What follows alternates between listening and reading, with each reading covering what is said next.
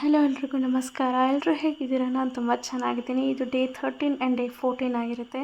ಸ್ವಲ್ಪ ನಾನು ಬ್ಯುಸಿ ಆಗಿದ್ದೆ. ಪೇಂಟಿಂಗ್ಸು, ಕ್ರಾಫ್ಟ್ಸು ಅಂತ ದಿನ ಪೂರ್ತಿ ಬ್ಯುಸಿ ಆಗಿದ್ದೆ. ತಿನ್ಕೊಂಬಿಟ್ಟು ಈಗೇನು ಈ ಥರ ಪೇಂಟಿಂಗ್ಸ್ನ ಮಾಡಿದೆ. ನಾನು ಇನ್ಸ್ಟಾಗ್ರಾಮ್ನ ಚೆಕ್ ಮಾಡಿದ್ರೆ ನಿಮಗೆ ಸಿಗುತ್ತೆ. ನಾನು ನೋ ಶುಗರ್ ನೋ ಜಂಕ್ಸ್ನ ಮಾಡಿದ್ದೀನಿ ಆ್ಯಂಡ್ ವಾಕಿಂಗ್ ಸ್ಟೆಪ್ಸು 9000 ಸಮಥಿಂಗ್ ಆಗಿದೆ. ಅದೂ ಕೂಡ ನಾನಿಲ್ಲಿ ಹಾಕಿದ್ದೀನಿ.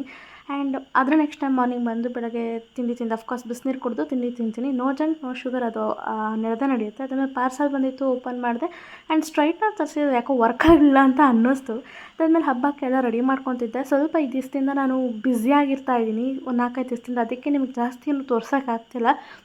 ಬಟ್ ನನ್ನ ಚಾಲೆಂಜಸ್ನೆಲ್ಲ ನಾನು ಕಂಟಿನ್ಯೂ ಮಾಡ್ತಾನೇ ಇದ್ದೀನಿ. ಈ no junk no sugar and 10K ಸ್ಟೆಪ್ಸ್ನ ನಾನು ರೀಚ್ ಮಾಡೋಕ್ಕೆ ಖಂಡಿತವಾಗ್ಲೂ ಟ್ರೈ ಮಾಡ್ತಾಯಿದ್ದೀನಿ. ಹೆಲ್ತಿ ಫುಡ್ಸ್ನ ಸ್ವಲ್ಪ ಹಬ್ಬದ ಬ್ಯುಸಿಲಿದ್ದೀನಿ, ಕ್ಲೀನಿಂಗು ಟ್ರಾವೆಲಿಂಗು ಅಂತ. ಇವತ್ತು ಕೂಡ 9K ಸ್ಟೆಪ್ಸ್ನ ಕವರ್ ಮಾಡಿದ್ದೀನಿ. ಸ್ವಲ್ಪ ನಾನು ಬ್ಯುಸಿ ಇದ್ದೀನಿ ಆ್ಯಂಡ್ ಇಲ್ಲಿ ಪೇಂಟಿಂಗ್ ನಾನು ಇನ್ಸ್ಟಾಗ್ರಾಮಲ್ಲಿ ಆಗಿದ್ದೀನಿ, ಅದಕ್ಕೋಸ್ಕರ ಅಲ್ಲಿ ತೋರಿಸ್ತಿಲ್ಲ. ಅಲ್ಲಿ ಹೋಗಿ ಚೆಕ್ ಮಾಡಿ. ಮತ್ತೆ ನಾಳೆ ಸಿಗ್ತೀನಿ. ಮತ್ತೆ ಡೈಲಿ ರೊಟೀನ್ ಕಂಟಿನ್ಯೂ ಆಗುತ್ತೆ. ಬಾಯ್.